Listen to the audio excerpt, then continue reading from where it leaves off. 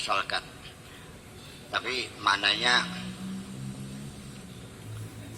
jadi babnya bab dakhala yadkhulu gitu. Yakhruqu menembus. Maknanya apa?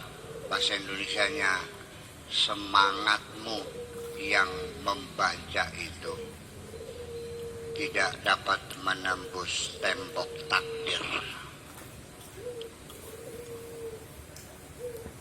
Sawabiq itu adalah bentuk jamak dari sabiqatun.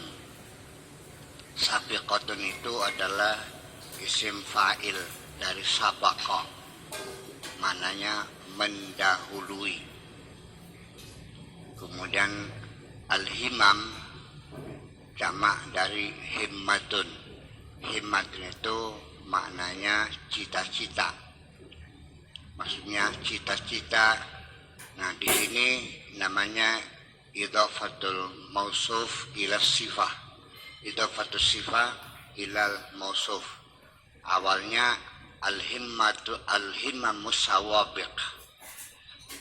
Biasa dalam bahasa Arab itu sifat mausuf diidhafatkan, ya.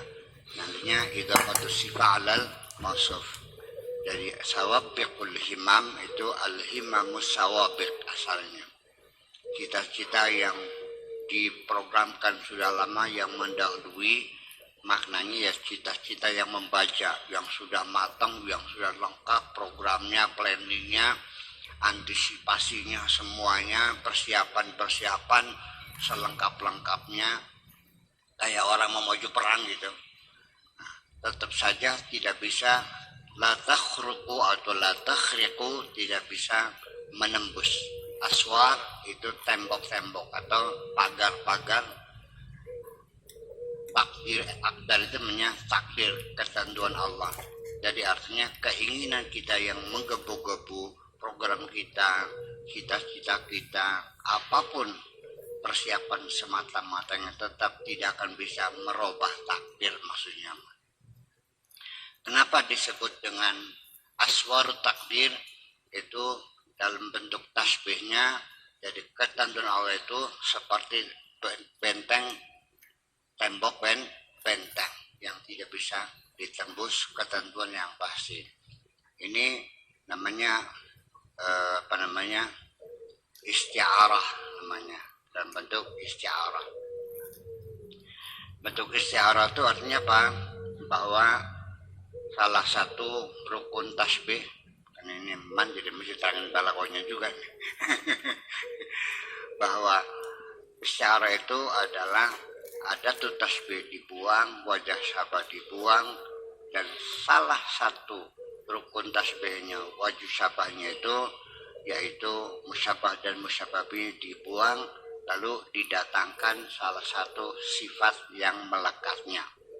Umpamanya begini, Bung Karno seperti macan dalam keberaniannya, itu tasbih normal namanya. Kalau dibuang seperti dalam keberaniannya, wajah sabahnya Soekarno bagaikan macan. Lebih kuat lagi, bagaikannya dibuang, Soekarno adalah macan. Menurut lagi, Soekarno dibuang macannya, Soekarno meraung-raung di atas mimbar, sudah tertutup wajah sabahnya. Seperti itulah kira-kira. Jadi benteng takdir Allah diibaratkan seperti benteng ini. Itu kira-kira pemahaman bahasanya. Lalu realita di lapangnya bagaimana?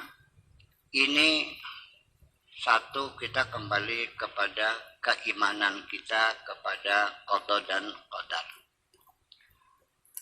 Saya tidak mengkafirkan orang yang tidak percaya pada qada dan qadar, karena pada abad ke-4 ke-5 di Daulah Abbasiyah itu ada gerakan Mu'tazilah, gerakan rasionalis, ya, yang menuntut supaya agama harus dalam frame rasional, harus rasional.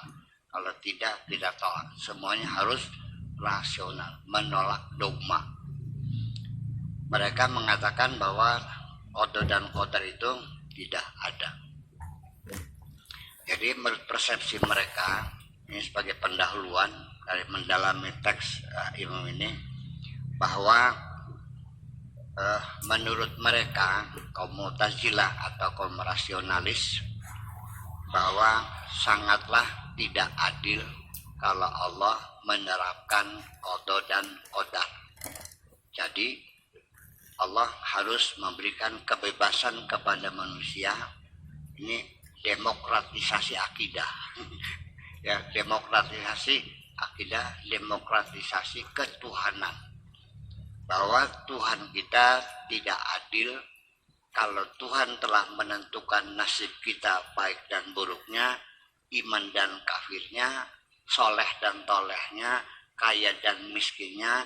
Allah menyuruh kita belajar supaya pintar, Allah menyuruh kita usaha supaya kaya, Allah menyuruh kita beriman, menyuruh kita bertakwa. Tetapi kalau sudah ada ketentuan kita sudah ditentukan kafir oleh Tuhan, maka apalah artinya perintah itu? Ini logikanya kaum Mu'tazilah.